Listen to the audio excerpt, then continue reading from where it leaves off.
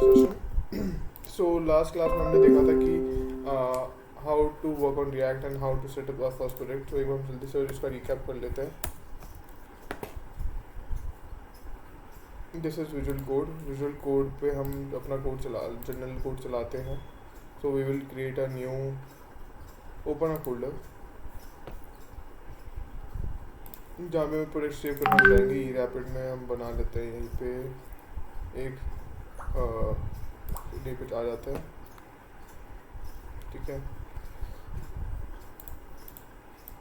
हमने बोला था हमें इस प्रोजेक्ट के लिए 4-5 चीज़ें हमें ऑलरेडी प्राइमरली पता होनी चाहिए. पहली थी HTML5 और HTML5 is the latest thing. So you can learn about HTML5, how they new features क्या है, फ्रेमवर्क क्या है, how to design a page. सो ये आपका होमवर्क रहेगा HTML और CSS के बारे में पढ़ना. ठीक है, बट लाइक रिसोर्सेज में शेयर कर दूँगा ग्रुप पे. You can just go ahead and understand what HTML, how is HTML working and how CSS3 is working. ठीक है, इसके अलावा एक और चीज़ आपको जो पढ़नी होगी वो है बूटस्ट्रैप. बूटस्ट्रैप जो हमारा है फ्रेमवर्क है for designing our web pages. Open source open है ये वाला फ्रेमवर्क. इसमें कुछ रिस्ट्रिक्शन कुछ नहीं है. हमें बस जाना और देखने की लाइब्रेरीज में कैसे हम टेबल्स बना सकते हैं, कैसे हम ग्राफ्स बना सकते हैं, हम कैसे डिव्स बना सकते हैं. सो ये हमारी कोडिंग का जो पार्ट है आसान कर देती है. CSS का स्टार्ट CSS दे देती है, तो हमारा कोड को जल्दी से ब्यूटीफाई कर देती है हमारी बूटस्ट्रैप वाली लाइब्रेरी. हमने फिर देखा था कि नोड डाउनलोड करना है. नोड डाउनलोड करने के लिए हम बोला था कि इस पेज पे जाना node.js.org.downloads. विंडोज़ पे या whatever platform you are उस पर क्लिक करना है. डाउनलोड हो जाएगा. डाउनलोड के नेक्स्ट करके इसको इंस्टॉल करना है. ठीक है, this was the thing that we need to first primarily do. Okay, इसके बाद हमें क्या करना था, to validate whether our code is installed rightfully और नॉट. हमें बस यहाँ पे चेक करना था नोड हमारे पास आ गया. हमें बोल रहा है नोड वर्जन 80.70. ठीक है, इसको एग्जिट कर लेते हैं. एग्जिट करने के लिए कंट्रोल से दबा देंगे ना, तो कंट्रोल से एग्जिट हो जाएगा. Let me allow someone who is trying to enter. Admit all. या so command is the shortcut to exit the console you have once reached. उसके बाद हमें जो चाहिए था वो था हमारे पास npm, that is node package manager. इसका काम क्या होता है, हमारे लिए जितने भी लाइब्रेरीज हैं पब्लिकली एक्सेसिबल उनको हमारे प्रोजेक्ट के अंदर इंसर्ट करना, या हमारे ग्लोबल सिस्टम मतलब हमारे कंप्यूटर के अंदर इंसर्ट करना. तो हम क्या करते हैं, npm हम डालते हैं. npm का वर्जन हमें दिख जाता है कि हमारे पास है 9.6.7 और ये बाय डिफ़ॉल्ट नोड के साथ ही हमें इंस्टॉल होकर आता है. ठीक है, फिर हमारे पास एक और चीज़ होती है npx. ठीक है, तो ये है npm का वर्जन कंट्रोल करने के लिए. ठीक है, npm की रन स्क्रिप्ट एग्जीक्यूट करने के लिए. ठीक है, फिर एक और चीज़ आती है यहाँ पास nvm इंस्टॉल नहीं, मैं ऑनलाइन बता देता हूँ. तो वो होता है नोड वर्जन मैनेजर. एक हमारे पास ना एक्चुअली एक हमारे पास ऑलरेडी कमांड सेट बना हुआ है कि एक्चुअली हमारे पास नए नए वर्जन आते रहते हैं नोड पैकेज मैनेजर के. लेकिन नोड्स आपने बहुत सारी मीम्स भी देखे होंगी लिंक्डइन पे कि like node is a very heavy to use, how like उनका बिल्ड बहुत टाइम लेता है बनने में एंड ऑल. सो उसको हर वर्जन के साथ ऑप्टिमाइज करते जाते हैं. तो हमें एक पीसी पे एक से ज़्यादा नोड या npm का वर्जन यूज़ करना हो तो हम उसके लिए nvm यूज़ कर सकते हैं. Easy to user. Global install करने के लिए आपको कमांड मिल जाएगी, आप यूजिंग इसके रेपोजिटरी के लिए डाल सकते हो. ये एक सी मिल जाएगी, इसको सेटअप करना, nvm रन करना है, करके दिखा देते हैं जल्दी से.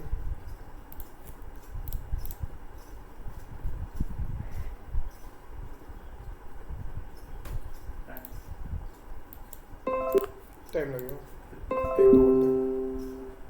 बाहर कर दिया.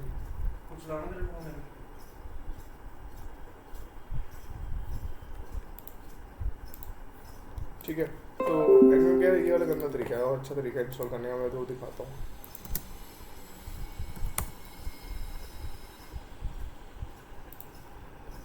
ये रहा ना nvm को ग्लोबल पैकेज. मैंने वही कह रहा हूँ, ग्लोबल पैकेज से डाल लिया था ऐसे तो अपने टाइम पे npm भाई. ओके, पैकेज डेप्रिकेट हो गया. तो कह रहे हैं कि पैकेज डेप्रिकेट हो गया, आप इसको npm से इंस्टॉल कर सकते थे, बट ये पैकेज अब डेप्रिकेट हो चुका, अब नहीं चलेगा ऐसे। सो एक चीज़ हमारे पास सॉफ्टवेयर डेवलपमेंट में होती है डेप्रिकेट। डेप्रिकेट का मतलब ये होता है कि अब हम डेवलपर ने कुछ बनाया, ठीक है, उसके बाद उसने लोगों के पास रिलीज़ कर दिया, बट एक पॉइंट के बाद उसने बोला कि अब मैं इसे सपोर्ट नहीं करूँगा, कि मैं इसके नए वर्जन रिलीज़ नहीं करूँगा एनवीएम के। तो उसका मतलब होता है डेप्रिकेट। अब हमें वो पैकेज जो है हम अपने कंप्यूटर मतलब उसका नया बिल्ड नहीं सपोर्ट कर पाएंगे। तो कई बार जैसे for example if you are using mobile and mobile company क्या बोलती है कि we will be not supporting Android 14, 16 या 17 दिस वर्जन।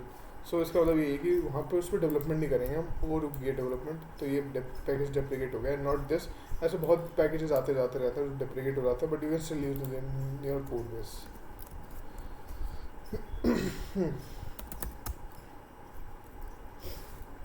ठीक है, ओके ओके, चलो ठीक है। इंस्टॉल करने का तरीका यही है, आपको यहाँ जाके क्या बताया था पढ़ लेते हैं जल्दी से।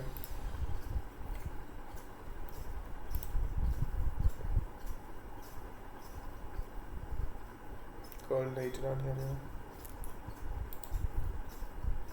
हमारे पास, क्योंकि वो नहीं है, कहते हैं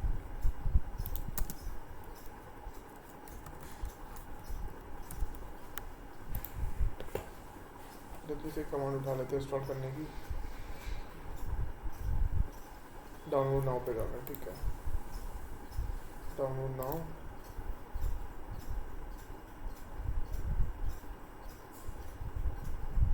हमारे पास EXE है, हाँ ठीक है, EXE को क्लिक करा, वहाँ पर डाउनलोड हो जाएगी।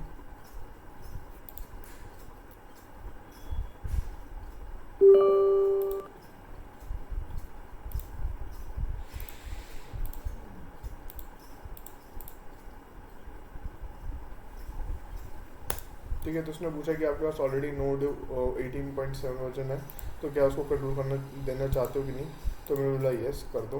तो अब वो इंस्टॉल हो गया। अब इतना एक्चुअली पुराने वाले में वो दिखेगा नहीं नोट पैड, ये नया हमें एक टर्मिनल खोलना पड़ेगा और उसमें हम चेक करेंगे। तो NVM इसमें भी नहीं दिखा, देख लेते क्या इशू है।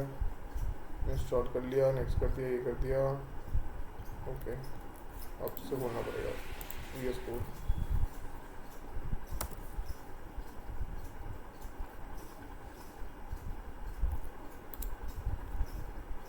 ऑडिबल हूँ गाइस, एक बार हूँ तो प्लीज़ यस लिख दो चैट में, देन वी कैन कंटिन्यू आगे। ठीक है, अब उसको NVM मिल गया। NVM से आप अपने जितने भी नोड के वर्जन है कंट्रोल कर सकते हो, और पर्टिकुलर वर्जन इंस्टॉल करने के NVM इंस्टॉल पर्टिकुलर वर्जन कि मुझे 14.1 यूज़ करना नोड का, तो आप बस ये लिख दो NVM इंस्टॉल पर्टिकुलर 14.1। और नोड्स के रिलीज अगर देखनी हो तो आप उस पर जाके देख सकते हो।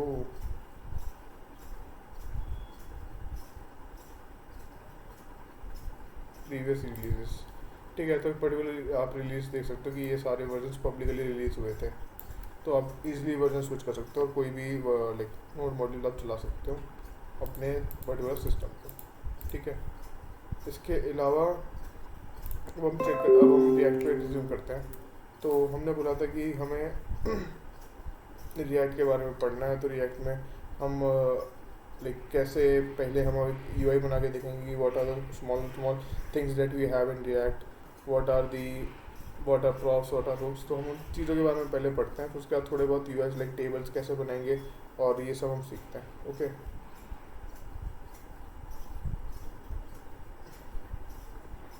सो हाँ, हमने लास्ट क्लास में एक कमांड यूज़ करी थी प्रोजेक्ट क्रिएट करने के लिए रिएक्ट के लिए। क्या कोई बताना चाहेगा क्या नाम था उस कमांड का?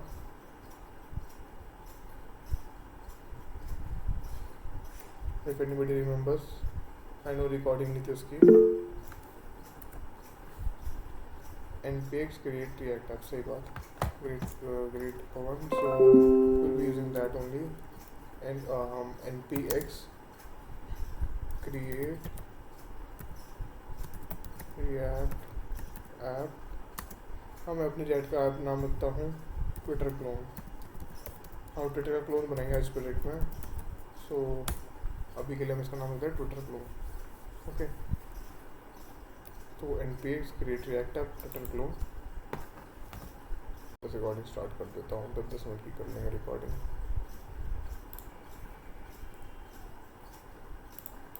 कोई लोड ही नहीं है, बाद में रजिस्टर कर दूँगा। हाँ ओके, ये कह रहा है कि ऑलरेडी ये नाम रजिस्टर्ड है, name can no longer contain capital word, so मैं इसको ट्विटर क्लोन ऐसे कर देता हूँ। एक्सेप्शन की जो पैकेज का नेम है, देयर आर सम रिस्ट्रिक्शंस कि आप स्पेस यूज कर सकते हैं, स्पेशल कैरेक्टर यूज कर सकते हैं, तो that's why renamed our package to Twitter clone with a C small स्पी।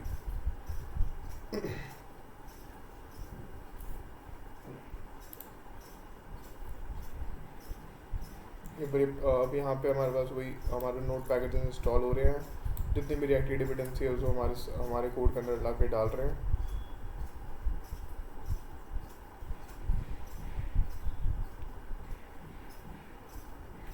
Let's wait for that. In the meantime, quick doubt, कुछ query you can ask, like React के regarding, और कि any like basic doubt why we are using React XYZ. There is one more thing that is called as Vue.js. That is also very great. Like this is a similar work framework React, और जिसमें React के अच्छे features, Angular के अच्छे features निकाल के एक नया फ्रेमवर्क बनाया। नया तो नहीं, ये भी एक्चुअली पुराना हो गया। तो हम ये यूज़ करते हैं for creating responsive, like Java के React की तरह ही हम ये भी यूज़ करते हैं फॉर क्रिएटिंग जावास्क्रिप्ट के web pages, single page application बनाने के लिए भी सेम यूज़ होता है। फिर हमारे पास एक और पुराना फ्रेमवर्क था, दैट वाज एंगुलर, जो कि गूगल ने बनाया था। Angular was created by Google, react was created by Facebook, and view I don't remember who created it, but yeah, view is also a great framework to work on. Then AngularJS is one of the framework that is also very useful for creating these single page applications. So what is single page application? Single page application वो application है जिसमें एक ही page के ऊपर हम सारे अपने routes, हमारे सारे लॉजिक्स हम उसके अंदर डाल देते हैं, ठीक है। फॉर एग्जांपल मैं कोई एक वेबसाइट खोल दूँ, नहीं एग्जांपल मैं इसे मैं दिखा दूँगा कि अगर हमारे पास कोई प्रोजेक्ट बनता है तो हमारे पास एक ही पेज होता है app.js index.js, उसी के अंदर हम सारे कंपोनेंट्स डालते रहते हैं कि वहाँ से क्लिक करते एक नए पेज पे चला जाए, उस पेज से लेके नए पेज पे ले जाए। तो एक सिंगल पेज से चालू होती है जर्नी हमारी, और वही हमें डिफरेंट पेज पे ले जाते हैं, तो हम इसलिए हमको सिंगल पेज एप्लीकेशंस कहते हैं, ठीक है। Angular is a great framework, ये थोड़ा था पुराना, बट अब इसका सपोर्ट नहीं देती है ऑफिशियली गूगल, तो इसका कोई नया वर्जन नहीं आएगा, ठीक है। इसके अलावा I don't remember any of the good run out framework for front end development in JS, ठीक है। आई थिंक इतने में हो गया होगा इंस्टॉल। एक और चीज़ होती है हमारे पास टाइपस्क्रिप्ट, सो जनरली आजकल बहुत चल रही है। TypeScript is a super set of JavaScript. TypeScript में कुछ restriction is a hard, like more tightly coupled language, like more restrictions are over there, and like import exports are little different over there as compared to in Java, and basically थोड़ी बहुत difference है। तो TypeScript is one of the language which is a superset of JavaScript, very much similar to JavaScript, but it is actually people are shifting to TypeScript because it is more logical as compared to JS. In some cases JS engine or JS scripts act like non identified, like कभी हम एक ही output run करते हैं तो वो deviated outputs देती है, मतलब एक पर्टिकुलर आउटपुट नहीं दे पाती है। फॉर एग्जांपल 3+3 में एक बार 2-3 एग्जांपल दिखा देता हूँ। For example if we do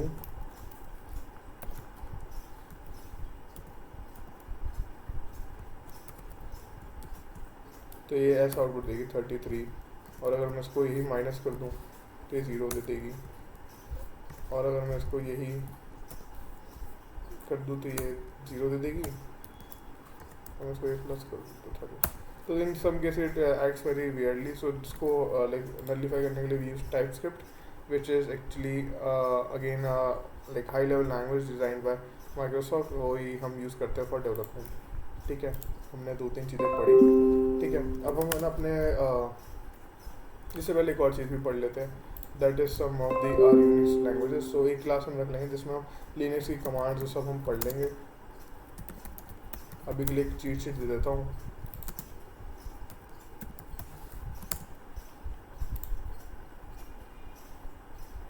ये आप फॉलो कर लीजिए। इसमें लाइक बेसिकली जितनी भी कमांड्स की टर्मिनल्स की लैंग और चीज लाइक कमांड होती है बेसिकली जो डेवलपर को चाहिए टू ऑपरेट, वो आप इनमें इसमें से यूज़ कर सकते हो। ठीक है, ठीक है। So let's start our project. हम पहले अपने प्रोजेक्ट डायरेक्टरी में जाते हैं। तो आई एम डूइंग CD। अपने प्रोजेक्ट का नाम आप देख पा रहे हैं यहाँ पे, मैं ट्विटर क्लोन नाम से मेरा प्रोजेक्ट है। So I will be shifting to Twitter clone. I just press tab, उसने ऑटो फिल कर दिया ट्विटर क्लोन। अब मैं LS करता हूँ।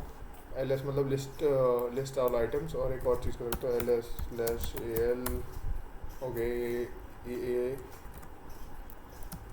नहीं तो ये एक्चुअली विंडोज है तो नहीं पकड़ेगा कमांड मेरी सारी लिनक्स वाली। तो LS और DIR की तरह इसको मैप कर रखा है। तो उसमें डायरेक्टरी जितने भी फोल्डर्स हैं मुझे दिखा दिए। Node modules, public source, git ignore, package lock, पैकेजेशन, REDM और REDM नहीं readme. Let me switch to this for one of our app. This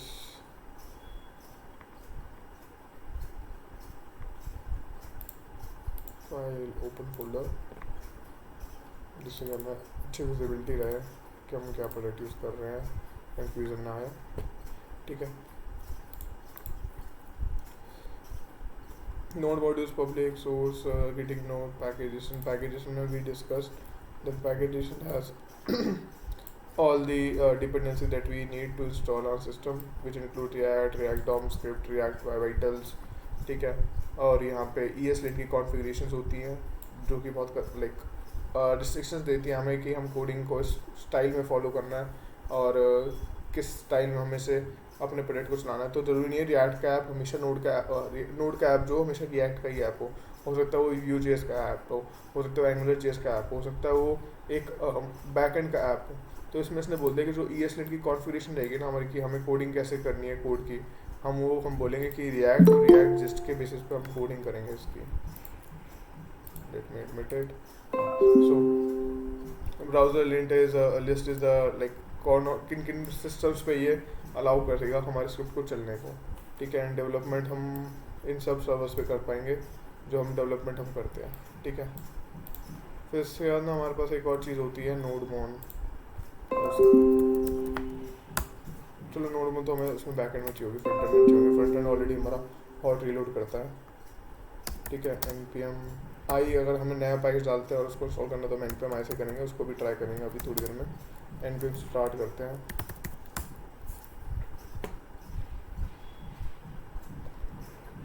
मुझे इसने बोला हमारे पैकेज इस वर्जन को हम स्टार्ट कर रहे हैं। उसमें हमने लिखा कि क्या लिखी हुई थी, इसलिए इन्होंने बॉयलर प्लेट में लिखा था रिएक्ट स्क्रिप्ट स्टार्ट। तो रिएक्ट के स्क्रिप्ट को स्टार्ट कर रहे हैं, आप देख पा रहे हो यहाँ पे।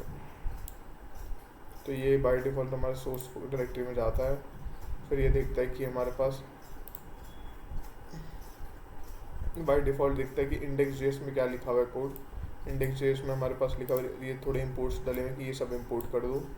जैसे ये बोल रहा है कि ये एक रिएक्ट का रूट बनाओ, ये रिएक्ट का एक रूट कंपोनेंट बनाओ। उस रिएक्ट रूट कंपोनेंट में एक एलिमेंट बनाओ, एक एलिमेंट गेट करो, get element by ID root, और रूट के अंदर रेंडर कर दो। रिस्ट्रिक्शन मोड में डाल रहा है रिएक्ट को ये, और बोल रहा है कि ऐप चला दो। ठीक है, रिस्ट्रिक्ट मोड होता है कि एक जब हम किसी भी लाइक हर किसी भी लैंग्वेज को हम दो मोड में ऑपरेट कर सकते हैं कि स्ट्रिक्ट मोड में। तो हाँ, तो हम ले लेते हैं। ठीक है, हाँ। सो स्ट्रिक्ट मोड में क्या होता है, उसको जो भी हमारी लैंग्वेज के हाँ रूल्स होते हैं ना कि हमेशा सेमीकोलन से ऐड करो, हमेशा मतलब जब भी कोई लाइन करो सेमीकोलन से ऐड करो, और ब्राउज़र को हम इंस्पेक्ट करते हुए ये सब चीज़ें दिखाएंगे और ये सब चीज़ें नहीं दिखाएंगे। तो ये रिस्ट्रिक्शंस डाल देता है सारे। तो रिस्ट्रिक्शन मोड में हम ये करते हैं। ठीक है, ऐप में हमारे पास ऐप होता है, तो अगर मैं इस पर क्लिक करूँ तो मुझे app.js पे ले जाएगा। मैंने क्लिक कैसे किया, कंट्रोल दबा के ऐप पे क्लिक करा तो मुझे इस ऐप पे दैट इज़ app.js वाली फाइल पे ले गया।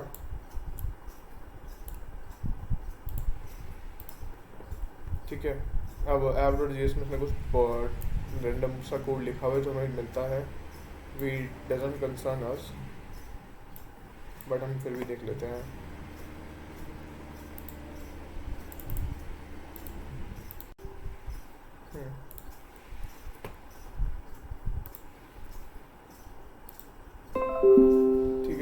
कुछ वार्निंग्स दे रहा है बैबल की, तो ये बैबल की वार्निंग्स कुछ दे रहा है, हम इनको इग्नोर करता है अभी के लिए।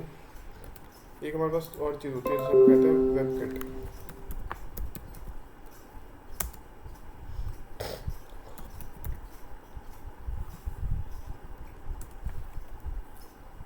तो ये वेबकिट का काम क्या होता है ना, मैं बता देता हूँ।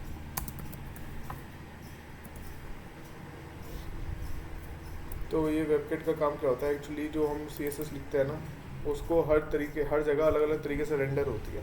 कि अगर हम मतलब हर ब्राउज़र खुद का एक इंजन होता है। जैसे क्रोम का अपना क्रोम इंजन होता है, फायरफॉक्स का आई थिंक फॉक्स इंजन है, और सफारी का सफारी इंजन है। तो हर जगह ना CSS अलग अलग रिएक्ट करती है। कि यहाँ पे मैं कुछ वेब पेज खोल रहा हूँ, तो हो सकता है वो सफारी में डिफरेंट खुले, हो सकता है वो क्रोम में अलग खुले।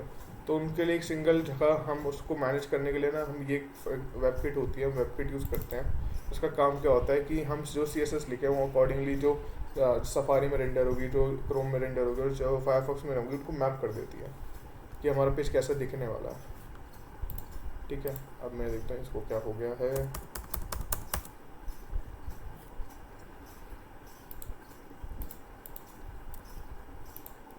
हाँ चलो, ये चल गया, ठीक है। ये ऐप चल गया।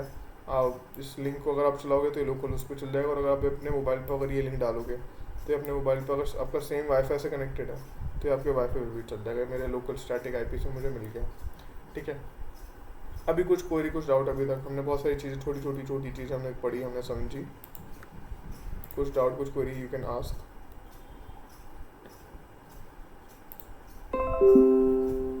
यार अगर ओके तो प्लीज़ यस दे दो, मुझे कॉन्फिडेंस मिलेगा। Like everybody is following with us.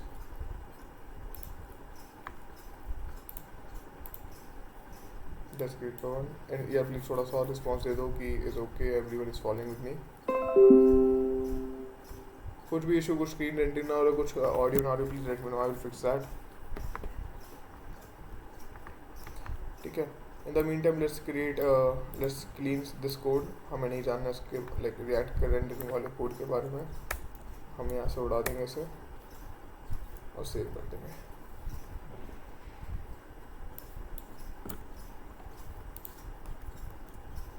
ठीक है, चलो अब हम अपने थोड़े बहुत कंपोनेंट्स और कॉन्सेप्ट्स के बारे में पढ़ते हैं। ठीक है, रिएक्ट के क्या क्या कॉन्सेप्ट्स होते हैं। इनको बंद करते हैं, रिफ्रेश करते हैं, कुछ नहीं दिख रहा, ठीक बात है, क्योंकि हमने सब उड़ा दिया।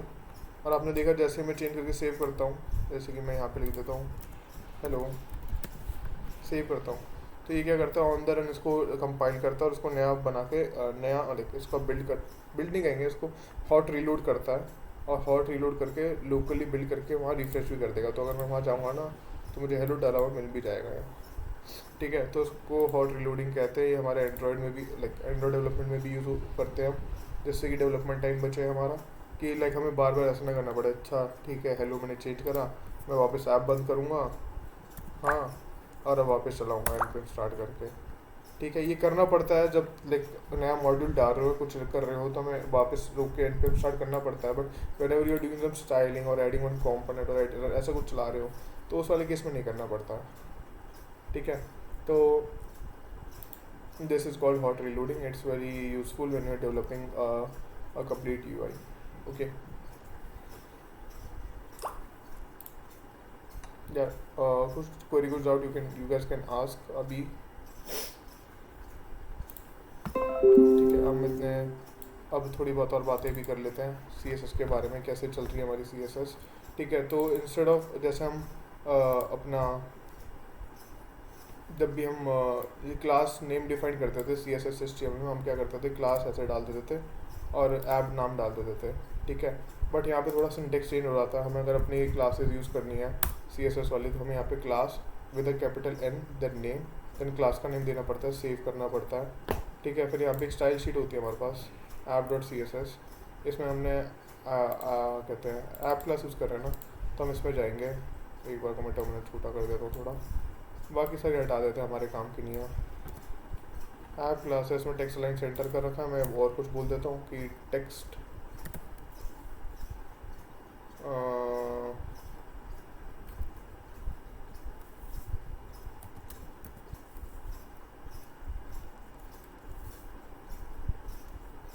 टेस्ट अलाइन सेंटर की जगह लेफ्ट कर देते हैं, ऐसा करते हैं।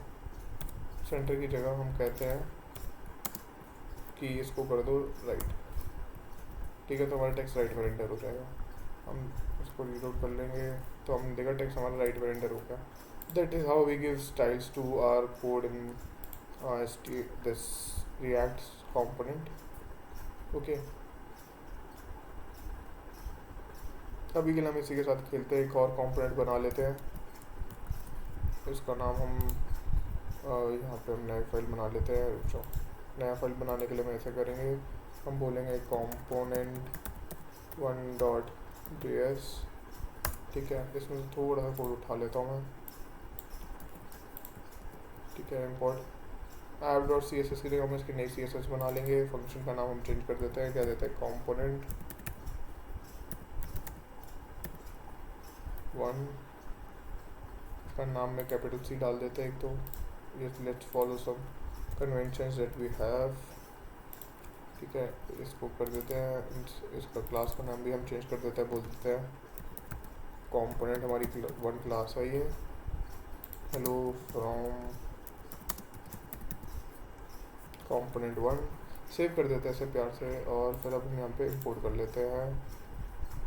इसको हमने बोला एक्सपोर्ट डिफ़ॉल्ट बाय ऐप, तो हम इसको ना नाम भी चेंज करना पड़ेगा। हम बोलेंगे हम इसको ग्लोबली अगर हमें कहीं भी प्रोजेक्ट में कॉल कर रहे हैं इस फाइल को, लाइक इस पूरी फाइल को component.js और component1.js को हम यूज़ करना चाह रहे हैं कहीं कोड में, और हम चाहते हैं कि इस पूरा जो फंक्शन है component1, अगर हमें इसको कॉल करना है तो हम इसको इस नाम से रेफर करके कॉल करेंगे। हम बोलेंगे component1 को अगर एंटर करना तो मैसेज ऐड component को रेंडर करेंगे, ठीक है। इसको सेव कर लेते हैं और हम इंपोर्ट करते हैं इंपोर्ट component1.js। इसको ऐसे करने की जरूरत भी नहीं है, कैसे हम इसको सीधे कंपोनेंट को अलाउ कर सकते हैं, ठीक है। component1.js, अब हम इसमें हमने कंपोनेंट को कॉल कर लेते हैं।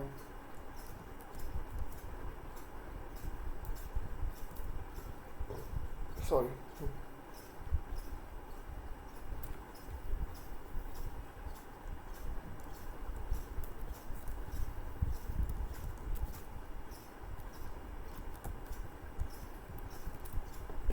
ठीक है। एक बार देखते हैं क्या आउटपुट आता है इससे। Okay sorry, component1, what it is saying, could not resolve component1.js, did you mean? अरे यार तू ऐसे कंपोर्ट कर ले, तू कर ले बस।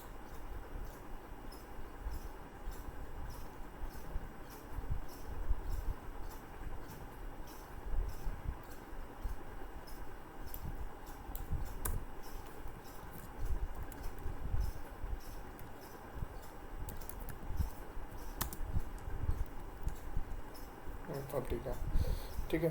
इसको ऐसे इंपोर्ट करेंगे। अब चल रहा यार,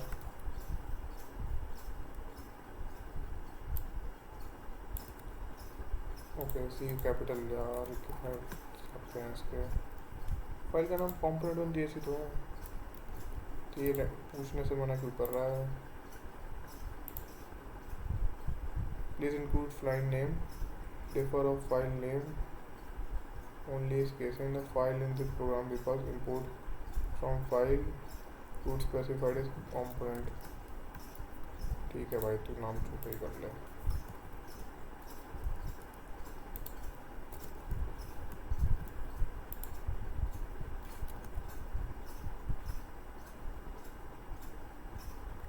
तो यार ये थोड़ा इसको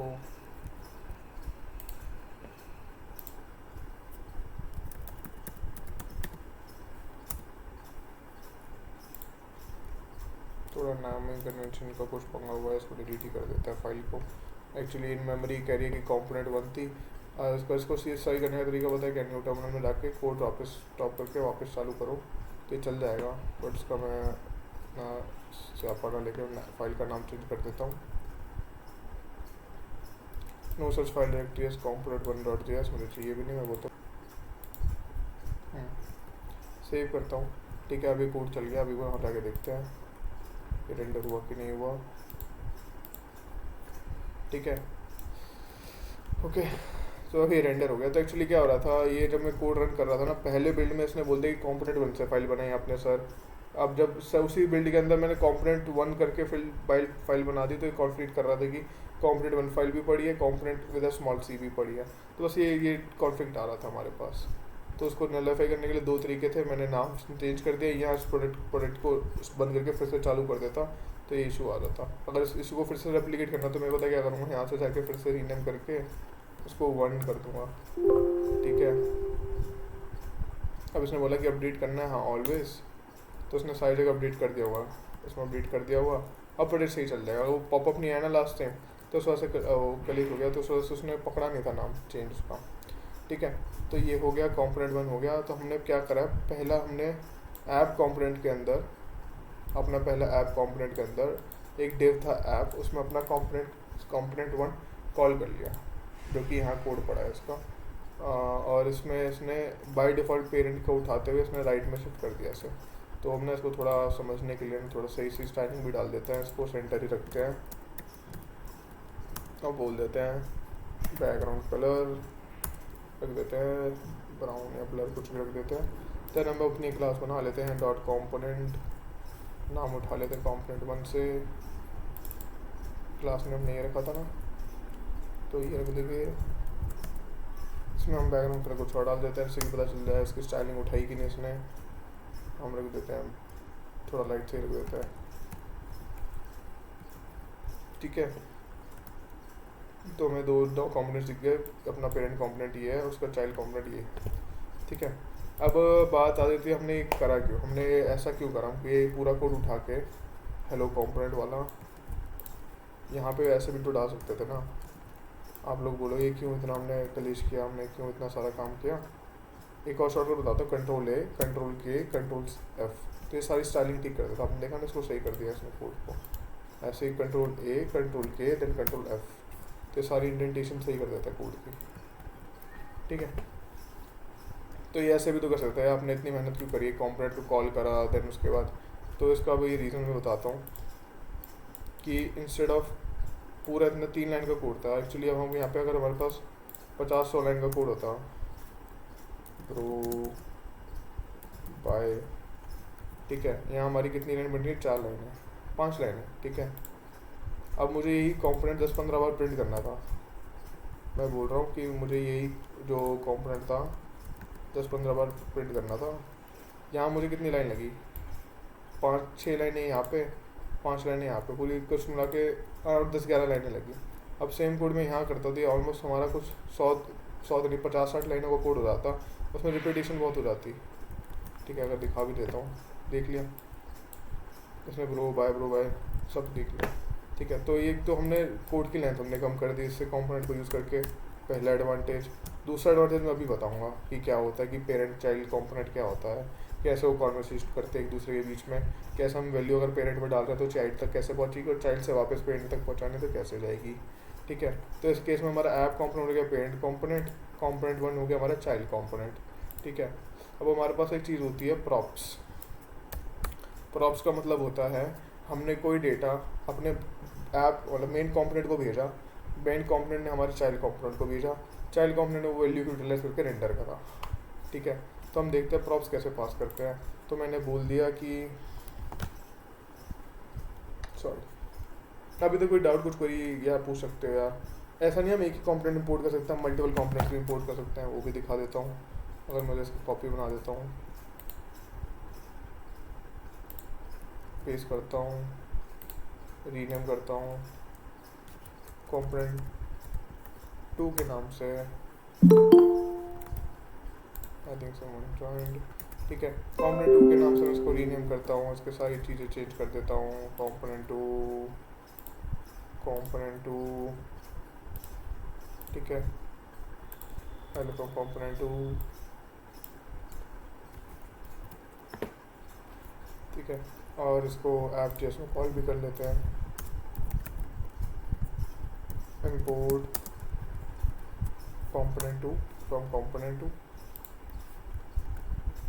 इसको कॉपी करके पेस्ट करके 2 को कॉल कर लेते हैं, ठीक है, सेव कर देते हैं और अपना देख लेते हैं, पुराना है ये, पुराना है ये वाला, ठीक है। तो यहाँ पे आप देख पा रहे हो, हमें मल्टीपल कंपोनेंट्स भी एक पेज में यूज़ कर सकते हैं, ऐसा नहीं है एक ही कंपोनेंट यूज़ सकते हैं। तो एक पेरेंट कंपोनेंट में हम बहुत सारे चाइल्ड कंपोनेंट्स बना सकते हैं, ठीक है। तो हमें ये पता चल गया कि एक पेरेंट्स के बहुत सारे चाइल्ड हो सकते हैं। Just like we have in class, एक क्लास में हम we can create multiple child of that object. वैसे हम इसमें भी पेरेंट क्लास कॉम्बिनेशन होता है, एक पेरेंट कंपनी के मल्टीपल पेरेंट कंपोनेंट्स बना सकते हैं। ओके, कुछ डाउट अभी तक? आई नो थोड़ा सा फास्ट होगा pace, because you have to catch up. हमें सारी चीज़ें लाइक कॉन्सेप्ट समझते हुए आगे चलना है, बस यही हमारा है लॉजिक। स्टाइलिंग वगैरह का कुछ डाउट कुछ पूरी होगा, we will handle on the run only. Like किसी को कोई स्टाइल बनाना है, कोई टेबल बनानी है, तो हम ऑन द रन उस स्टाइल को कंप्लीट करके आगे ले जाएंगे।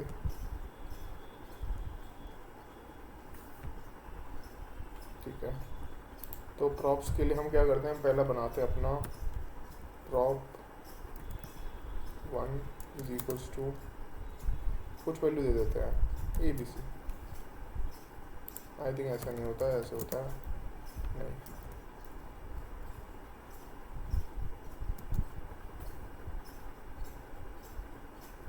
Add let const or var in the declaration of 1 to make it explicit।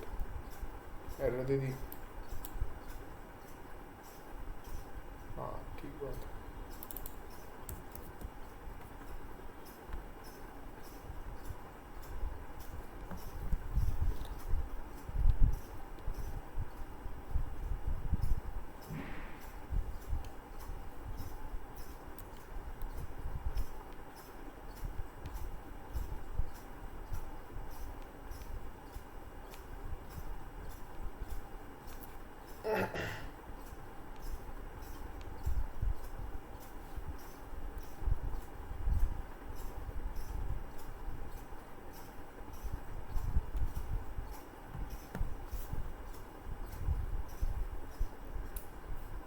देखो क्या इशू आ रहा है, कह रहा है प्रॉप 1 इज नॉट डिफाइंड। अगर मैं प्रॉप 1 को स्ट्रिंग करता हूँ तो क्या बोलता है? ठीक है, एक मिनट दो, मैं पढ़ लेता हूँ थोड़ा सा क्या इशू आ रहा है।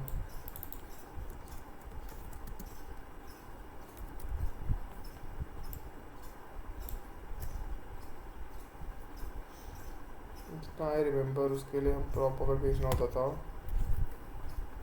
एक बार देख लेते हैं, छोटी सी थोड़ा टाइम लगेगा। प्रॉप इन फंक्शनल कंपोनेंट्स,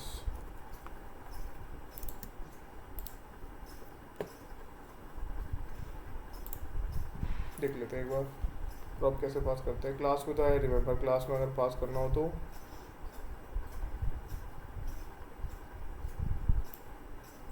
ये तो कॉल हो गया, पास कैसे करेंगे ये दिखाओ हमें। ऐसे जैसे डिव में भेज होता है वैसे भेज देते थे।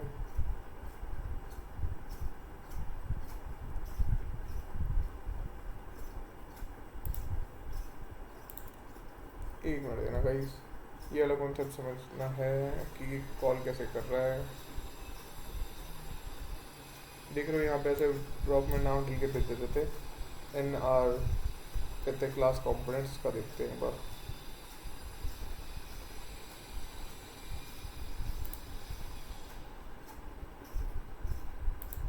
How to access props in function component, it's saying कि अच्छा रेंडरिंग ऐसे कर दो, ऐसे करो, ठीक है। तो रेंडरिंग का मेथड हमें चेंज करना पड़ेगा। यहाँ पे हमें कंपोनेंट ऐसे कॉल करना पड़ेगा इधर,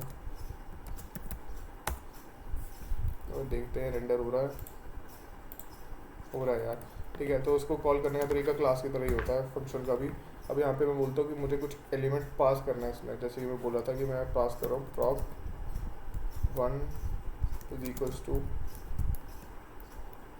ABC, ठीक है। प्रॉप 1 में मैं बोल रहा हूँ कि ABC कॉम्पोनेंट पास करना है।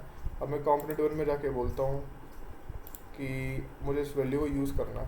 तो इस वैल्यू को यूज़ करने के लिए मैं क्या करूँगा, मैं बोलूँगा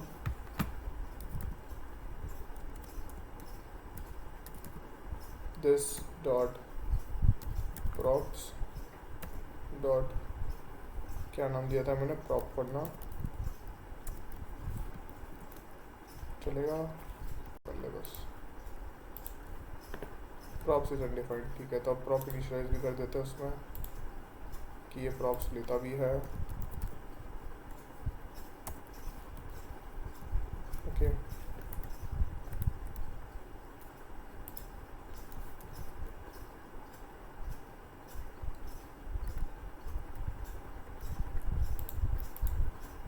मिनिमाइज हो रहा है, ठीक है।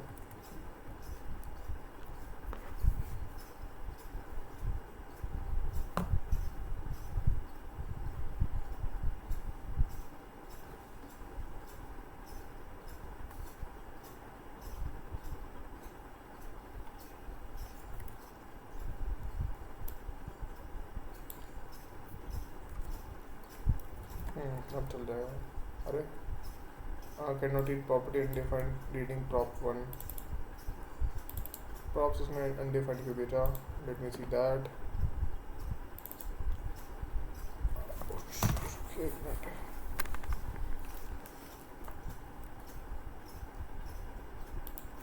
बस को कमेंट कर देते हैं, सेव कर देते हैं। अच्छा ठीक है, इशू पता है क्या हुआ है इसमें, बोले कि ऊपर वाला जो कॉम्पोनेंट उसमें तुमने प्रॉप भेजा नहीं और नीचे वाले में तुम प्रॉप कॉल कर रहे हो, तो ठीक है कोई इशू नहीं है। हाँ तो अभी ये सॉल्व हो गया। इशू क्या था कि यहाँ पे मैंने बोला कॉम्पोनेंट 1 में प्रॉप 1 में ABC वैल्यू भेज दो, और यहाँ पे मैंने बोल लिया वैल्यू रिसीव इन प्रॉप, ये है ठीक है। Value receive in prop is ABC, इस बाकी के कोड को हटा देते हैं, ठीक है। Value receive in prop is ABC। अब मैं वहाँ पे अगर वैल्यू चेंज कर देता हूँ कमांड से 1 2 3, तो यहाँ पे वैल्यू चेंज हो गई।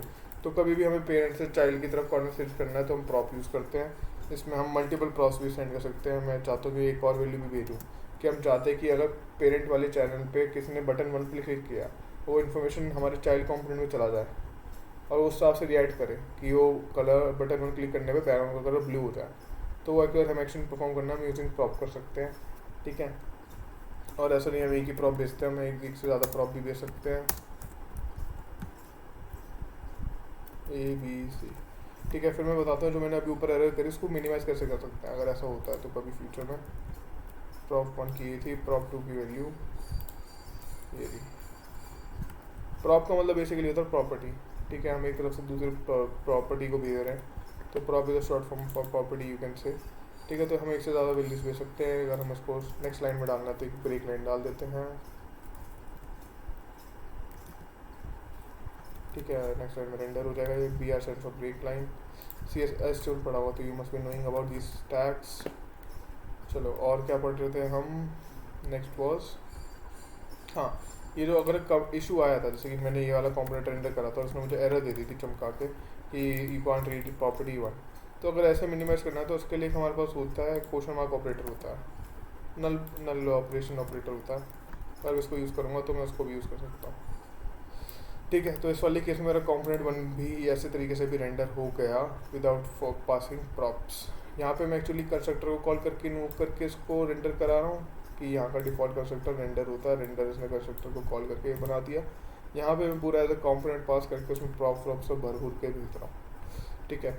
और ये क्वेश्चन मार्क डालने का रीज़न क्या था, ये नल पॉइंटर एक्सेशन से बचाता हमें कि हम प्रॉप जब मैंने नहीं भेजा इस वाले केस में, फर्स्ट केस में मैंने प्रॉप्स नहीं भेजे तो ये नल आ गया, अनडिफाइंड भेज रहा है। अनडिफाइंड पे डॉट प्रॉप 1 कर रहा हूँ तो undefined dot prop 1 is also like giving a null pointer exception कि तुम किस पे प्रॉप 1 पे अनडिफाइंड पर प्रॉप 1 कैसे मार रहे हो।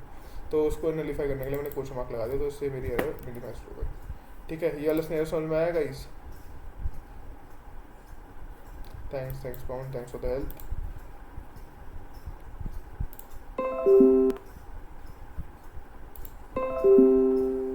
ठीक है।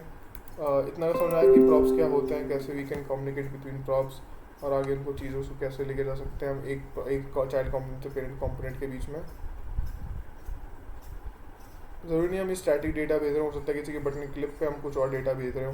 जैसे कि मैं एक छोटा सा एग्जांपल बना के देखते हैं साथ में, मेरे लिए भी एक्सरसाइज होगी, आपके लिए भी एक्सरसाइज होगी कि अगर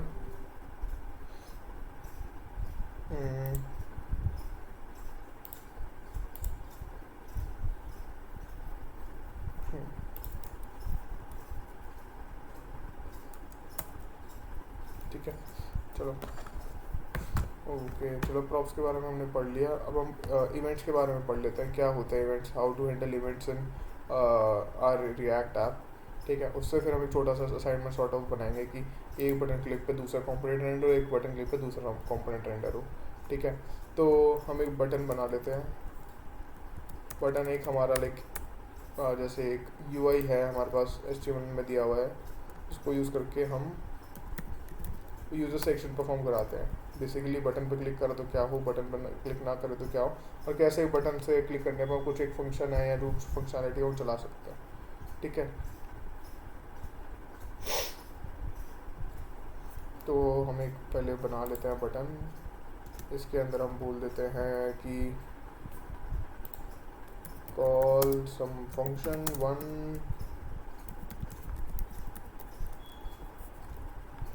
ठीक है। और उसके बाद हम बोल देते हैं ऑन क्लिक के बहुत लाइक वाइडली यूज फंक्शन है। देख लो ऑन डालोगे ना तो ऑन के ऊपर जितने भी हमारे पास बेसिकली डॉम ऑब्जेक्ट के ऊपर जो भी हमारे वर्चुअल डॉम है रिएक्ट के अंदर, उसके ऊपर जितने भी हम एक्शन परफॉर्म कर सकते हैं, on click, on submit, on abort, on restart, on rendering, 50-100 he events है हमारे पास रिएक्ट के अंदर। अगर आपको प्रूव करना है तो मैं दिखा सकता हूँ। मैं इसी के अंदर जाके इसको नहीं छेड़ते, मीटिंग रुक जाएगी। इंस्पेक्ट, ठीक है। यहाँ पे अगर मैं जाऊँ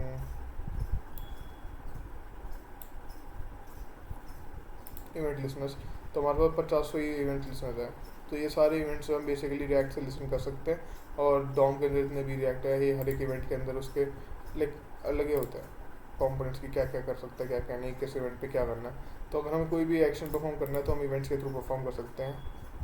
किसी इवेंट पे कुछ लिसन करना है कि इस क्लिक पे कुछ हो, इस रेंडरिंग पे कुछ हो, तो हम ऑन के बाद हम डाल के देख लेना, कमांड्स पे डालना, सो ही आ जाएंगे। तो सब आप देख सकते हो। अभी के लिए हम बहुत ईजी वाला फंक्शन है वो यूज़ कर रहे हैं, ऑन क्लिक। अब हम बोल रहे हैं कि ऑन क्लिक पे एक फंक्शन एग्जीक्यूट कर दो, या ऑन क्लिक पे कंसोल लॉग में, कंसोल लॉग क्या करते हुए बताना चाहेगा, बहुत ईजी क्वेश्चन है। लाइक कंसोल लॉग क्या करता हमने पहले भी देखा था नोड में, जावा में भी जावास्क्रिप्ट में भी देखा था।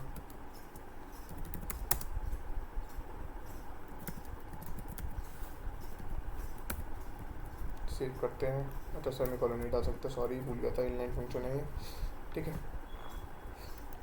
तो कोई बताना चाहेगा कंसोल लॉग क्या करेगा? Print output in the browser console, that's right पवन।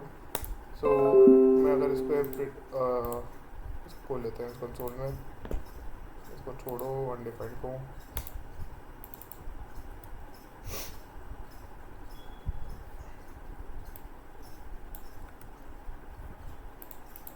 इसको रीस्टार्ट कर लेते हैं एक बार। Download the React dev tools, क्या ये है?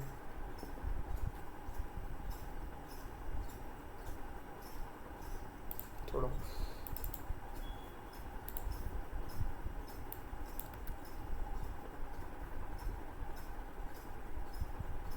नहीं काय को नहीं चल रहा।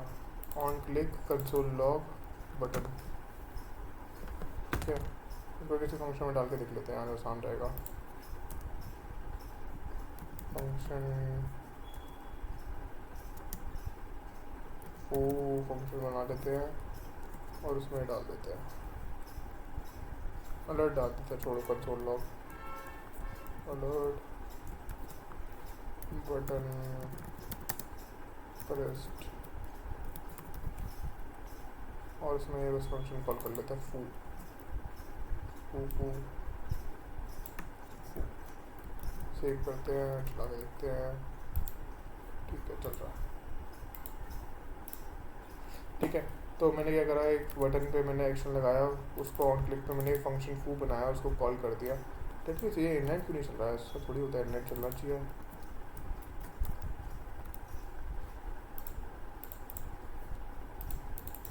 छोड़ो, पहले इस चीज़ को किसी दिन और इन्वेस्टिगेट करके बताते हैं क्यों नहीं चला। फू पे क्लिक करा, यहाँ पे क्लिक करा तो एक पॉपअप आ गया वेयर इट इज सेइंग कि लोकल 3000 सेइंग बटन प्रेस्ड, ठीक है। तो ये एक इवेंट था हमारा ऑन क्लिक, उस पर मैंने बोला फंक्शन चला दो फू, ठीक है। ये हो गया हमारा फंक्शन कंपोनेंट में बटन पे कैसे एक इवेंट लगा सकते हैं। तो ये हो गया हमारा हाउ टू रन और लाइक कॉल अ फंक्शन, ठीक है। अब इसमें हम आर्गूमेंट्स भी पास कर सकते हैं लाइक नॉर्मल फंक्शन की तरह, कि हमने बोल दिया कि 1 पास करो, तो यहाँ पे एक वैल्यू मैंने फंक्शन बना दिया, इसमें वैल्यू ए है, और मैं बोल रहा हूँ कि इसमें ए एंटर भी कर दो। ठीक है, तो अगर मैं यार ये रीस्टार्ट होने को होता है,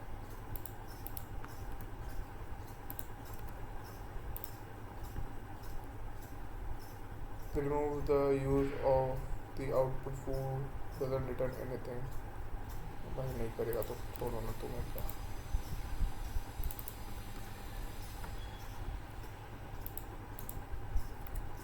तो मैं इसको रीस्टार्ट करता हूँ यार, ये कुछ बहुत वियर्ड बिहेवियर दे रहा है।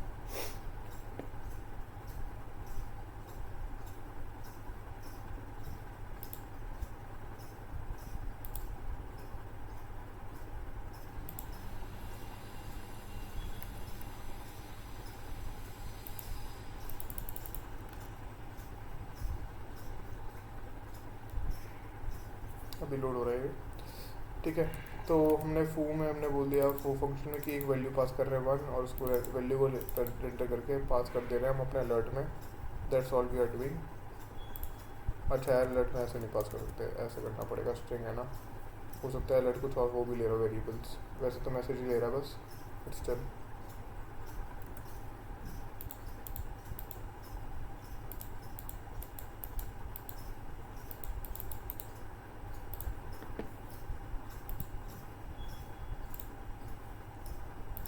छोड़ो, ठीक है। चलो अब इसके बाद हम, ये हो गया हमारा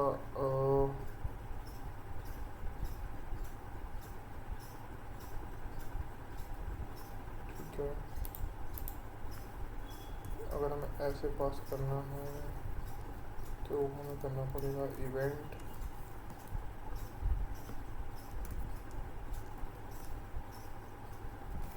छोड़ो, अभी इसको इग्नोर करते हैं इसको।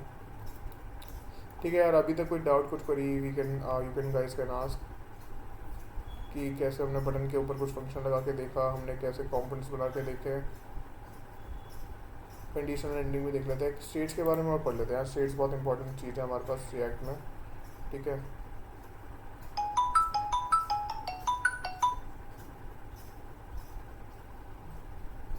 What actually state stand for, तो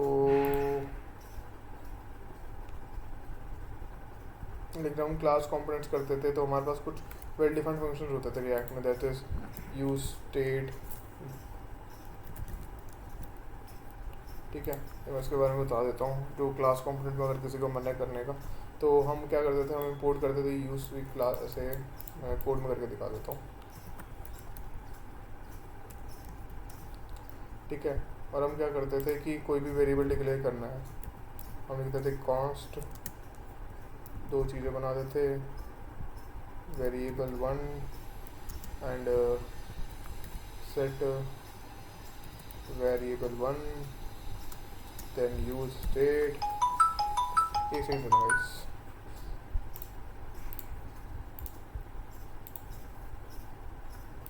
हेलो, हाँ पापा मीटिंग में था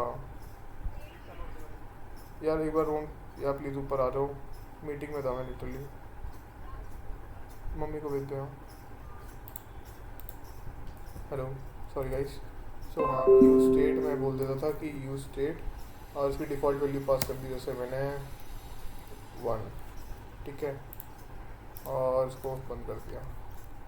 ये एरर क्यों दे रहा है, आई थिंक कर्ली ब्रेसेस होते थे, लिटरली क्लास कॉम्पोनेंट यूज़ करे बहुत टाइम हुआ गाइस, ठीक है। और इस वेरिएबल को अगर मैं डिस्प्ले कर देता हूँ var 1,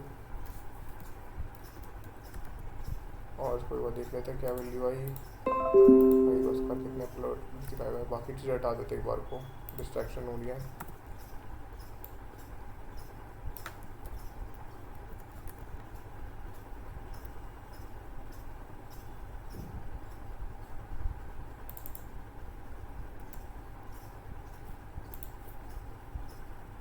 अच्छा, स्क्वायर ब्रैकेट्स होते हैं, सॉरी माय बैड।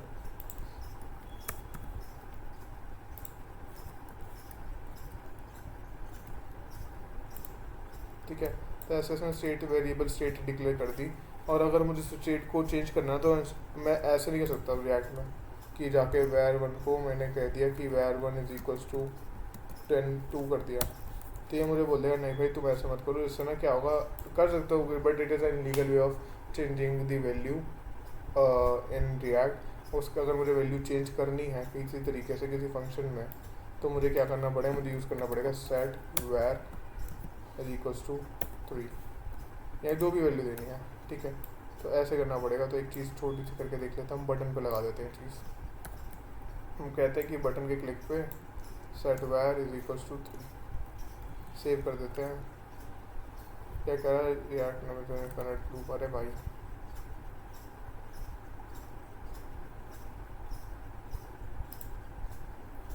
ठीक है, कह रहा है कि इस फंक्शन में डालो यार, इसको उसमें मत डालो, तो फू फंक्शन में डाल देते हैं ऐसे, ठीक है। फू की कॉपी बना लेते हैं जो कि कुछ पास ना करे और क्या करे, बस set var 1 is equal to 3।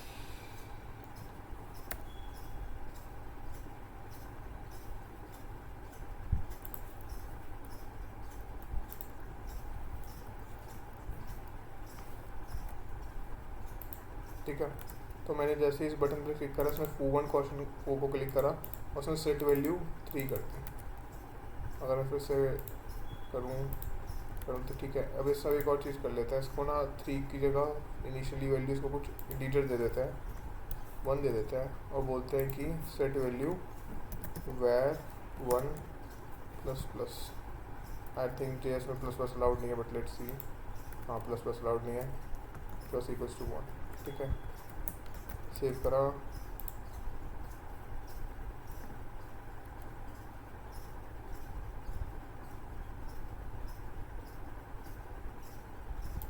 देखो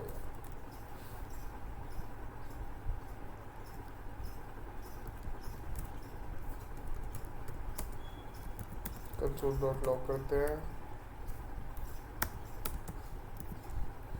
वेर 1 की वैल्यू को, और हम कहते हैं सेट ये प्लस 1, ठीक है। तो मैं जितनी बार क्लिक करूँगा उसकी वैल्यू एक से बढ़ती रहेगी, ठीक है। सो ये हमने देखा कि बटन्स पे क्लिक करने पे हम कैसे अपनी वैल्यूज़ को अपडेट कर सकते हैं स्टेट के तरीके से। तो ये क्यों करा हमने, क्यों हमें यूज स्टेट करना पड़ा। हम ऐसे भी तो कर सकते थे कि set var 1 is equals to var 1 plus 1। देखो टू बी फ्रैंक ये तरीका चल जाता है, चला देता हूँ, ठीक है। इसने बोल दिया कि assignment to constant variable, constant variable को आप वैल्यू नहीं चेंज कर सकते, तो इसका एक और हैक है, आप इसको लेट कर वेर कर दो, ठीक है, चल जाता तरीका। बट हम ऐसा नहीं करते बिकॉज ना एक लाइफ साइकिल होती है हमारी रिएक्ट की, मैं उस पर भी बात कर लेता है, वो हमारा उसका लास्ट टॉपिक होगा कि क्या होती है रिएक्ट लाइफ साइकिल, और कैसे उसके अंदर हमारे पास बहुत सारे कंपोनेंट्स होते हैं जो हम यूज़ करते हैं, यूज़ इफेक्ट, यूज़ रेंडर, ये सब क्या होता है और ये कैसे काम करते हैं, ठीक है। तो हम केस को कॉन्सेप्ट इसलिए बनाते हैं कि हम चाहते हैं कि जो हमारे वेरिएबल्स है ना हमारा रिएक्ट कंट्रोल करें instead of us controlling it, ठीक है। इसका क्या मतलब है, ये समझाता हूँ कि अगर रिएक्ट को उसको कंट्रोल करने दे रहा है तो उसकी लाइफ साइकिल है ना, कि वो वेरिएबल कब बन रहा है, उसके वैल्यूज़ कौन अपडेट कर रहा है, कैसे अपडेट हो रही है, वो सब रिएक्ट मैनेज कर रहा है इंस्टेड ऑफ अस। ये हम अस से मतलब मेरा मतलब है जावास्क्रिप्ट, ठीक है। तो हम जावास्क्रिप्ट को ना बोल के हम बोलते हैं कि रिएक्ट को कंट्रोल दे रहा है पूरी रिएक्ट वैल्यू को कंट्रोल करके अपडेट करने का। तो ये वाला वेरिएबल इसलिए इलीगल हो जाता है बिकॉज ये कह रहे हैं कॉन्स्टेंट को अपडेट कर सकते हैं। तो हम जब भी वेरिएबल बनाते हैं ना यूजिंग यूज स्टेट, एक मिनट में गाइस,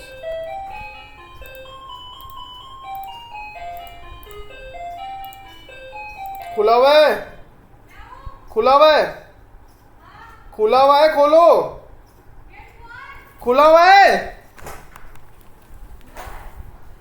बोलना मत, मैं क्लास ले रहा हूँ यार, मैं मुक्का मार दूंगा, काम करने तो बोल रहा हूँ।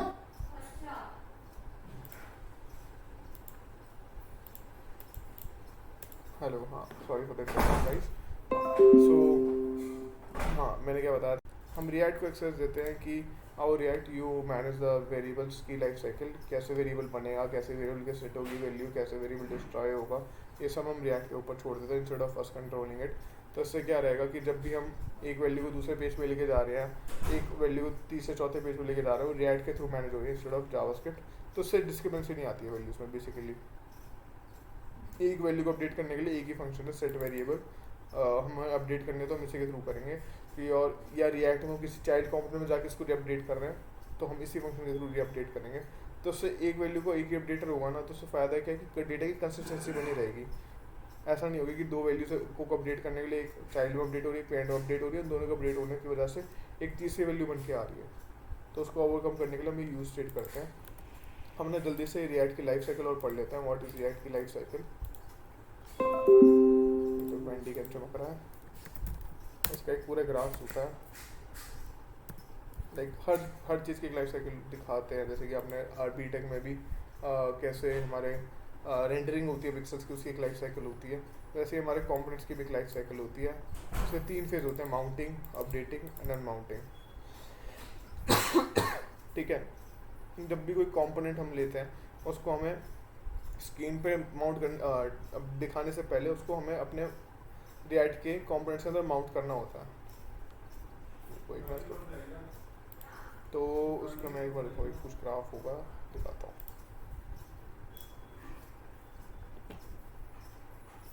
तो 3 स्टेट्स हमने बात करी थी, माउंटिंग, अपडेटिंग एंड अनमाउंटिंग। अपडेटिंग वाला फेज हो गया जहाँ पे हमें कोई भी वैल्यू अपडेट करनी है कि के बटन की क्लिक पे जैसे हमने वैल्यू अपडेट करी, तो उस वाले स्टेट में हमारे पास अपडेटिंग की वैल्यू आई। ठीक है, जब हम कंपोनेंट को रेंडर कर रहे थे, जब हम कंपोनेंट रेंडर करने से पहले उसकी वैल्यू सेट करी थी, यूज स्टेट करा था, उसमें वैल्यू पास करी थी, तो ये स्टेट माउंटिंग की हो गई। हमने माउंटिंग से पहले हमने बोल दिया कि इसकी वैल्यू ये रख दो। अनमाउंटिंग होगी कि हम जो कंपोनेंट्स को डिस्ट्रक्ट कर रहे हैं उसको बंद कर रहे हैं। ठीक है, तो उसको हम कहते हैं अनमाउंटिंग। ठीक है, सॉरी गाइस। ठीक है, तो ये एक बहुत ही अच्छी विजुअलाइजेशन है कैसे हमारी रिएक्ट की लाइफ साइकिल चलती है। हमारे सबसे पहले माउंटिंग में घुसते हैं तो कुछ कंपोनेंट का पहली बात कंस्ट्रक्टर चलता है। तो आपको मैंने दिखाया था कि कंपोनेंट जो था हमारे ऐसे ही कॉल करा था।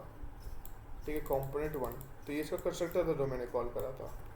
ठीक है, फिर हमने उसके बाद कंस्ट्रक्टर डलने के बाद हम कहते हैं get derive state from prop.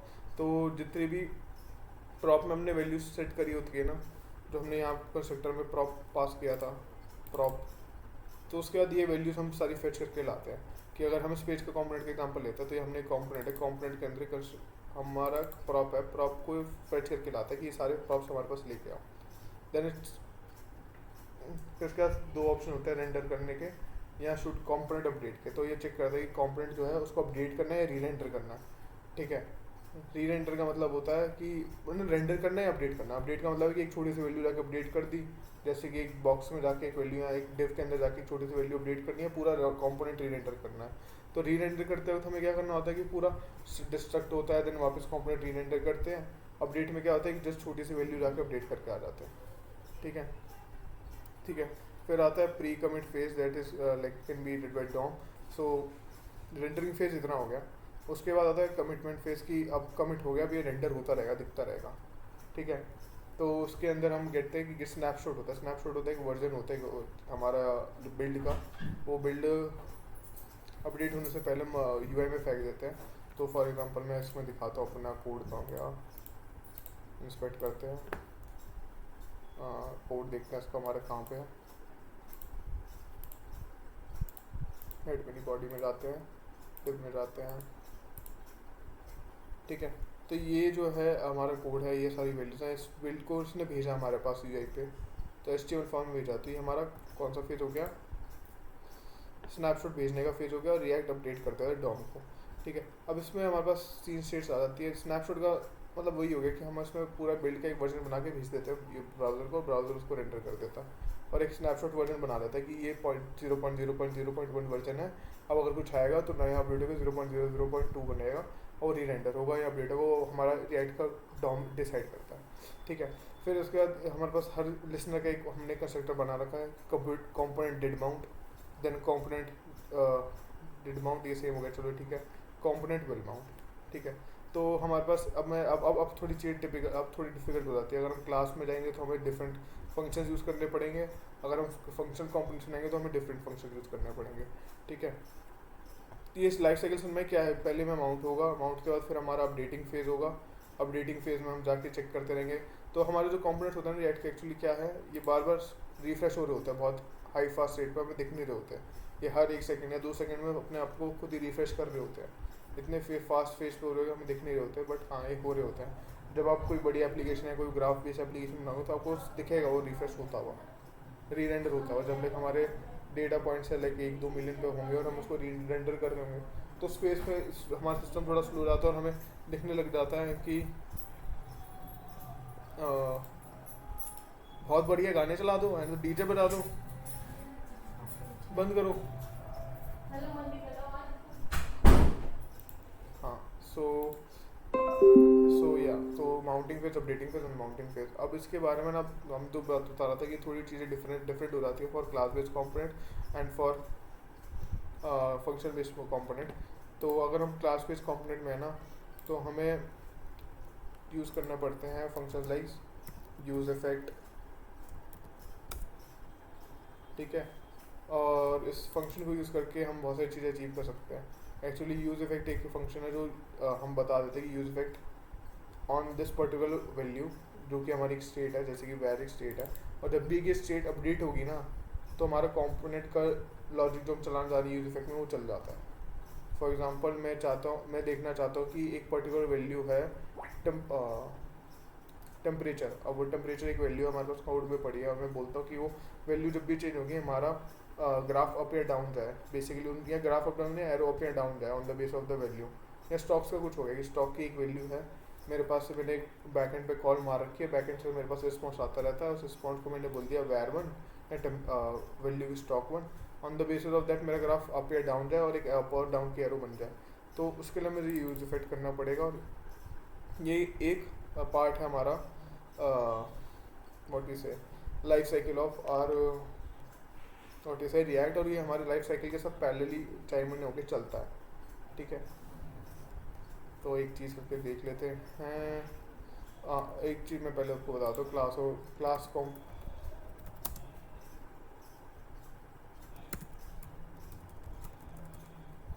जो क्लास फंक्शन होता है ना क्लास कंपोनेंट में,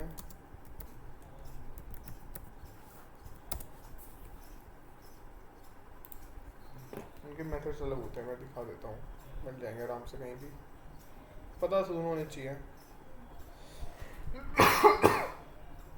ये हम ऐसे कंपोनेंट यूज़ करते हैं कि कंपोनेंट डेड माउंट, ठीक है। तो ये फंक्शन जब होता है कि जब भी जैसे हमारा कंपोनेंट माउंट होता था ना, तो हम ये फंक्शन यूज़ करते थे बहुत ही लाइक 4-5 साल पहले हम क्लास कंपोनेंट जब यूज़ करते थे ना, तो हम ये फंक्शन बहुत यूज़ करते हैं। Component dead mount, after component mount update करने के लिए हम यूज़ करते थे।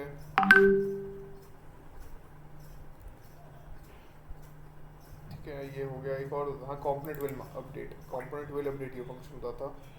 तो हम बोलते थे कि कुछ भी प्रॉप और नेक्स्ट स्टेट चेंज होगी ना, उनके बेसिस पे हमारी यूआई की वैल्यूज चेंज हो जाए, तो उसके लिए हम यूज़ करते थे कंपोनेंट विल अपडेट, ठीक है। हमें यूज इफेक्ट के हम फंक्शन कंपोनेंट में बस आपको ओवरव्यू दे रहा हूँ कि व्हाट ऑल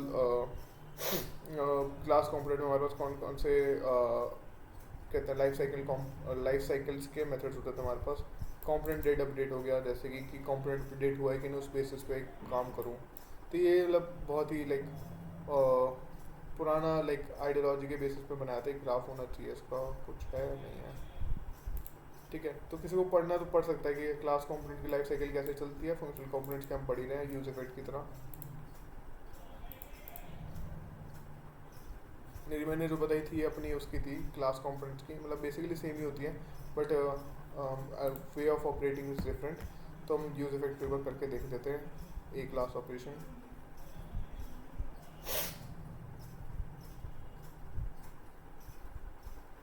ये चीज़ जो है ना, इनको हुक्स कहते हैं, जैसे कि यूज इफेक्ट हो गया, यूज स्टेट हो गया।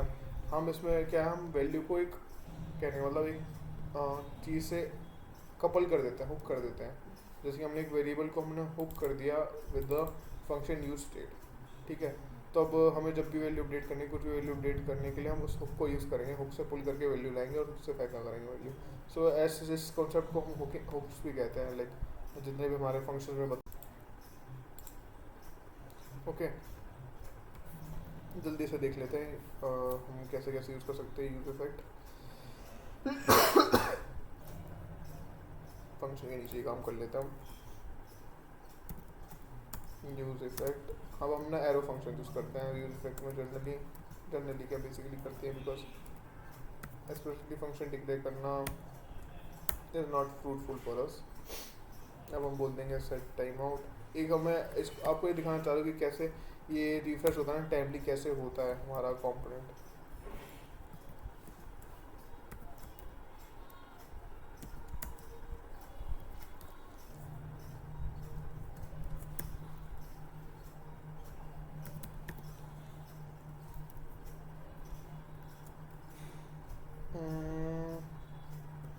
अच्छा, हम कंसोल लॉक कर देते हैं।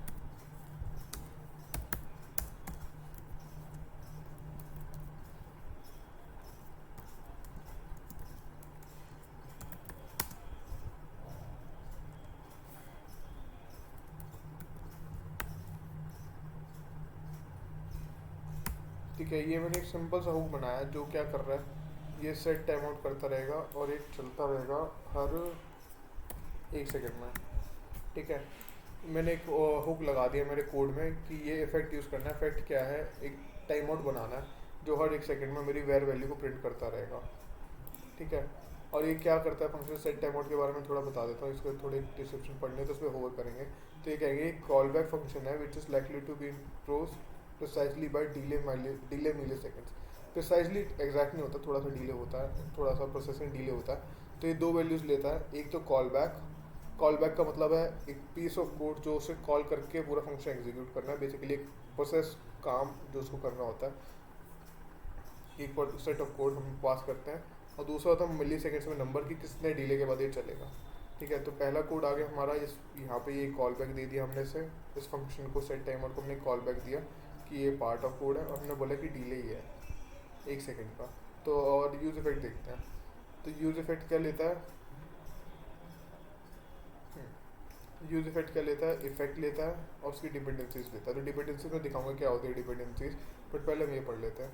ठीक है, तो यूज़ इफेक्ट हमने बता दिया दिस पीस ऑफ कोड। अब इसको रन करके देखता हूँ, दिखता आउटपुट क्या आता है।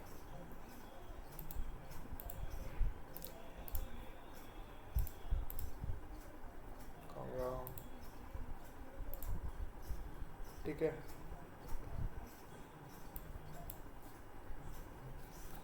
ये क्या था, असाइनमेंट टू कॉन्स्टेंट वेरिएबल,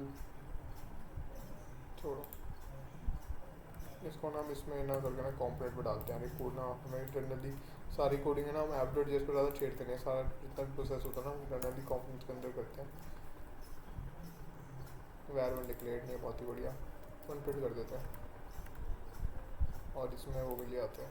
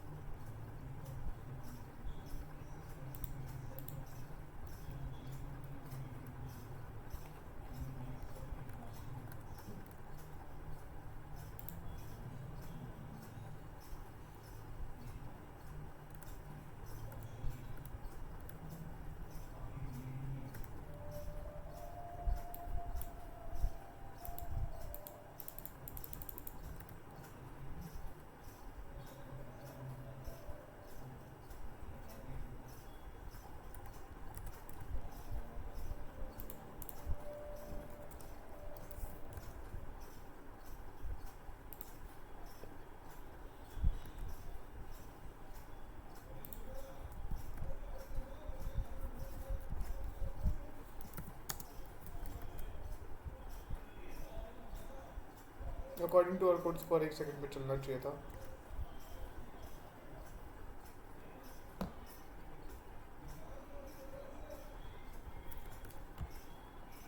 क्योंकि नहीं चल रहा है, कुछ इशू होगा। बट सिंटैक्टिकली यही होता है कि इसको हर 1 सेकंड में चलना चाहिए था। अगर मैं इसको चलाऊँ तो इसको डीबग करके मैं बताता हूँ इशू क्या आ रहा है, why it is not working. ठीक है, इसके अलावा हम डिपेंडेंसी लिस्ट यहाँ डालते हैं which is generally an array. अब चल जाएगा, ये चलता ही रहेगा, कोई नहीं चला गया, छोड़ो। तो इस डिपेंडेंसी लिस्ट में हम वो सारे वेरिएबल डाल देते हैं कि हम चाहते हैं कि अगर इन वेरिएबल्स पे चेक लगाओ, अगर ये वेरिएबल्स की वैल्यू चेंज होती है तो उनको पकड़ के वैल्यू अपडेट करो। फॉर एग्जांपल मैं बोल दूँ कि यहाँ पे var1 डाल रहा हूँ, तो var1 पे एक वाचर लगा देगा कि var1 वैल्यू जब भी अपडेट होगी ना, तो ये यूज इफेक्ट का पूरा का कोड ये चलाता रहेगा ऐसे, ठीक है। सो ये हम जनरली जब यूज़ कर सकते हैं कि हमें बैकएंड पे एक कॉल लगा रखा है, बैकएंड की कॉल की वेरिएबल बट बाद में आती है, 5-10 सेकंड के डिले के बाद आ रही है, और हम बोल रहे हैं कि उस डिले को ऑब्जर्व करना है, और लाइक डिले ने उस वैल्यू को ऑब्जर्व करना है, और उस वैल्यू को ऑब्जर्व होते ही हम कुछ यूआई पे रेंडर कर दें।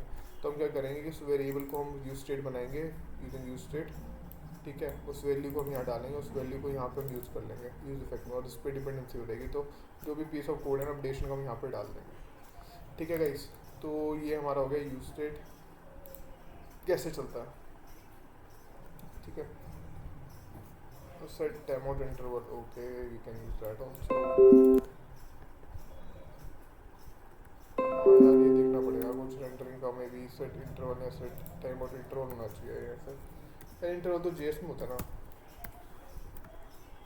वही जेएस में होता है, set timeout interval, set interval, okay.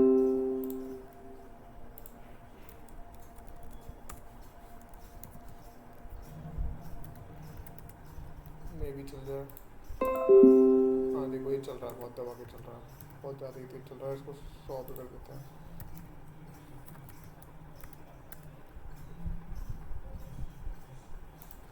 ठीक है, तो आई थिंक मैं गलत फंक्शन यूज़ कर रहा था। The function name is set interval instead of set time out interval.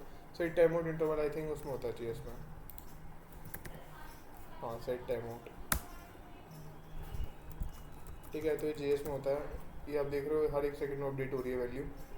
तो ये हमने एक हुक लगा दिया अपने कोड में यूज इफेक्ट यूज़ करके, और ये हर एक सेकंड में अपडेट हो रहा है, ठीक है। ठीक है चलो गाइस, ओके। तो आई थिंक आज की क्लास में हमने क्या क्या पढ़ा, मैं एक बार कंक्लूड कर लेते हैं। हमने देखा how to set up a React app, how to like basic components देखे रिएक्ट के क्या होता है, कि एक कंपोनेंट को दूसरे कंपोनेंट में कैसे कॉल करते हैं, एक कंपोनेंट को दूसरे कंपोनेंट में कोई वैल्यू भेजनी है प्रॉप्स की यूज़ करके तो वो कैसे भेजते हैं। देन उसके बाद हमने देखा कि what are React life cycle, फिर हमने थोड़ा बहुत देखा स्टाइलिंग कैसे यूज़ कर सकते हैं हम रिएक्ट में। तो बहुत ही ईजी है, लाइक इंस्टेड ऑफ लाइक बस एक छोटा सा चीज़ होता है, क्लास नेम यूज़ करते हैं इंस्टेड ऑफ क्लास में यूज़ करते हैं इंस्टेड ऑफ क्लास। फिर हमने इंपोर्ट करके भी देखी थोड़ी स्टाइलिंग, ठीक है। तो अब बात आ जाती है रिसोर्सेज शेयर करने की। तो मैं अभी ग्रुप पे आपको 4-5 चीज़ों के रिसोर्सेज शेयर करूँगा। पहला है हमारा HTML सीखने के लिए क्या चलाना है, ठीक है। देन CSS के लिए, देन बूटस्ट्रैप, ठीक है। लास्ट अगले लाइक क्लास तक या जब भी हमें टाइम मिल रहा है तो हमें पहले इन तीनों चीज़ों को एक्सेल करना है, ठीक है। इन तीनों चीज़ों को एक्सेल करने के बाद हम लेकिन थोड़ा टाइम नहीं, चीज़ है HTML बूटस्ट्रैप बेसिकली क्या से पढ़ना पड़ेगा, ठीक है। इन चीज़ों सीखने के बाद इससे शेयर करने के बाद आपको रिएक्ट का जो डिज़ाइन है ना अब वो बनाना स्टार्ट करने पड़ेंगे, ठीक है। तो कल हम अगले कोई भी प्रोजेक्ट उठा लेंगे, ट्विटर वाले उठा लेंगे, और ट्विटर वाले के ना हम डिज़ाइन बनाना स्टार्ट करेंगे, कैसे हमें HTML CSS डिज़ाइन करके पूरे कंपोनेंट रेंडर करते हैं। बेसिकली एक डेवलपमेंट सेशन होगा हमारा कल, instead of teaching session we will be developing our things, कि अगर हमें डिज़ाइन दे रखें डिज़ाइन से हम UI कैसे बनाते हैं, ठीक है। तो ये हमारा कल का रहेगा, using Figma how to create the designs. So कल थोड़ा इनके बारे में पढ़ लेना, HTML CSS बूटस्ट्रैप के बारे में। रिएक्ट की रिकॉर्डिंग में अभी अपलोड कर दूँगा कॉन्टैक्ट करके।